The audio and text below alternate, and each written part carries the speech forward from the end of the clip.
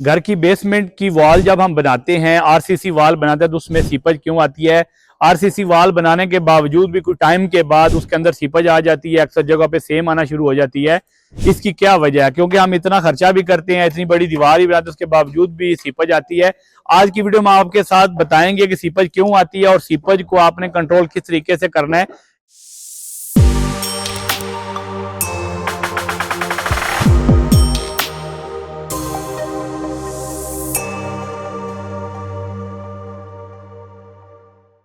अस्सलाम वालेकुम, उम्मीद करता हूँ आप सब खैरियत से होंगे।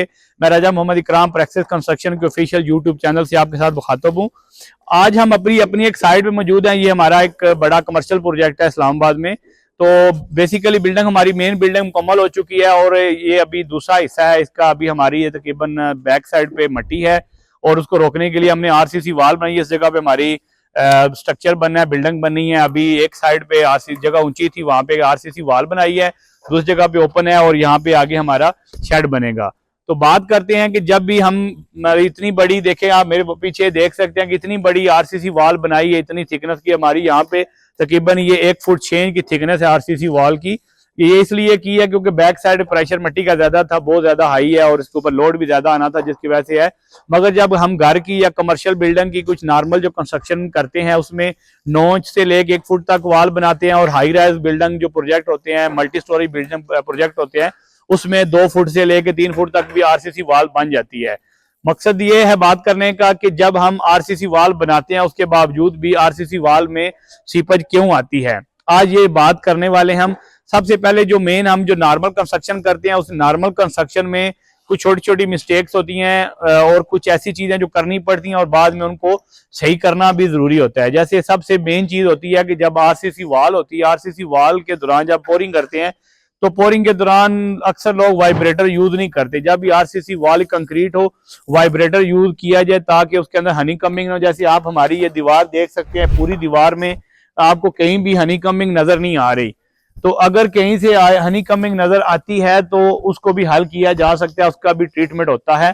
पहली चीज है कि जब आरसीसी वॉल हो, शटरिंग इतनी मजबूत हो, शटरिंग इस तरीके से लगाई जाए कि उसकी जब वाइब्रेटर चले और उसके अंदर से जो नीरू होता है, सीमेंट वायर की रेशो होती है, वो निकले ना और कंपैक्ट हो और सारा जो रेशो अंदर रहे और उससे आपके घर की जो आरसीसी वॉल है उसकी जब कंक्रीट हो उसमें हनी कमिंग ना हो। हनी कमिंग मतलब कि बजरी के दाने निकल आते हैं, वहां से पानी सारा, नीरू वाला पानी सारा निकल जाता है और वहां पे बजरी आ जाती है।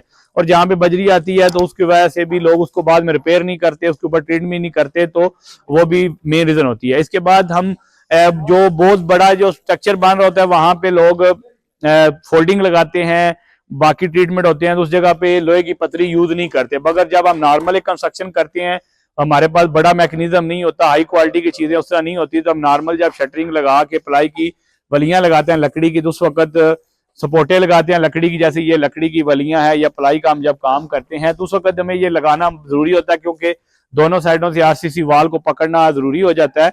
तो अगर ये पतरी लगाए तो वाल फिर अपनी जो उसकी थिकनेस है वो, कई दफा ऐसा होता है कि कंक्रीट डालने से शटरिंग खुलने का खतरा होता है।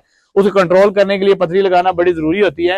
ये क्रॉस करती है, आर पार दोनों साइडों में पतरी लगती है। ये पतरी लग तो जाती है मगर जब निकलती है, शटरिंग खुलती है, उसके बाद लोग इस पतरी का ट्रीटमेंट नहीं करते। इसका ट्रीटमेंट ना करने की वजह से जब पानी आता है बारिश का या जमीन के अंदर से पानी होता है तो उसकी वजह से भी पथरी की तरफ दूसरी एक साइड से पानी निकल के पथरी के साथ दूसरी तरफ आ सकता है।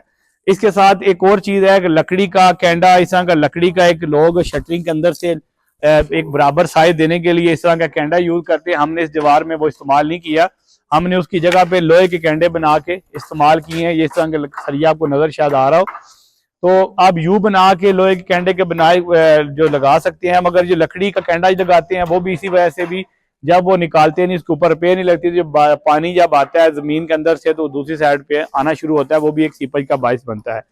अभी हम बात करेंगे कि इसको आप कंट्रोल की किस तरह किए जा सकते हैं, इसकी वाटर प्रूफिंग किस तरीके से कर सकते हैं कि आपके घर की जो आरसीसी वॉल है बेसमेंट की, उसके अंदर सीपज ना आए, उस पर बात होगी।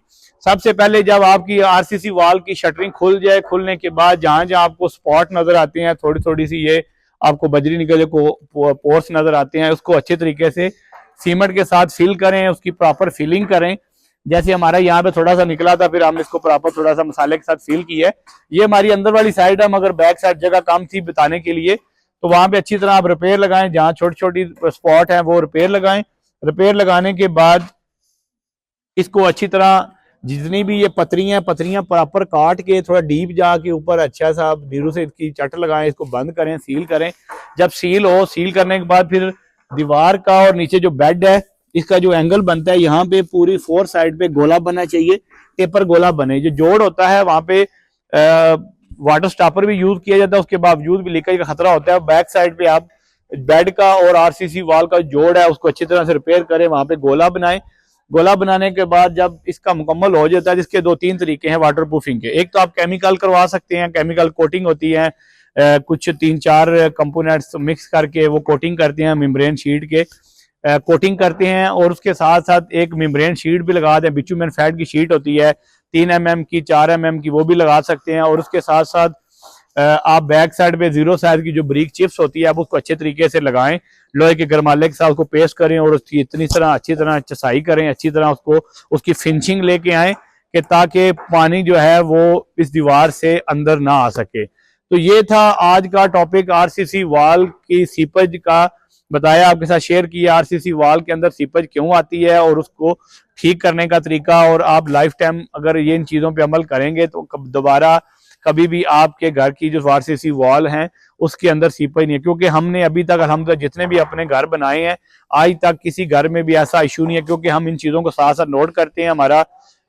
इन चीजों का एक्सपीरियंस है। और हम आपके साथ इसलिए ये चीजें शेयर करते हैं कि अगर आप घर बना रहे हैं, आप कंस्ट्रक्शन कर रहे हैं, तो आपके साथ भी इस तरह का मसला पेश ना है। क्योंकि जब घर बन जाता है, घर बनने के बाद कुछ टाइम के बाद जब सीपेज आती है तो बहुत ज्यादा वो तकलीफ से चीज होती है। उसके बाद में आप ना तो खुदाई कर सकते हैं बैक साइड से, ना ही किसी दूसरे तरीके से आप ट्रीटमेंट कर सकते, तो बहुत मुश्किल होता है।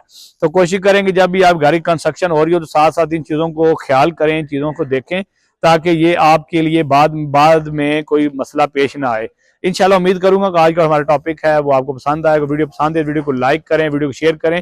अगर अभी तक आप हमारे चैनल पे नए हैं, हमारे चैनल को सब्सक्राइब नहीं किया, वीडियो लाजमी देखते हैं पर सब्सक्राइब नहीं करते, तो प्लीज चैनल को सब्सक्राइब कर लें ताकि आने वाली तमाम इन्फॉर्मेटिव वीडियो आप तक पहुंच सके। इंशाल्लाह नेक्स्ट एक अच्छी वीडियो के साथ मुलाकात होगी। अस्सलाम वालेकुम।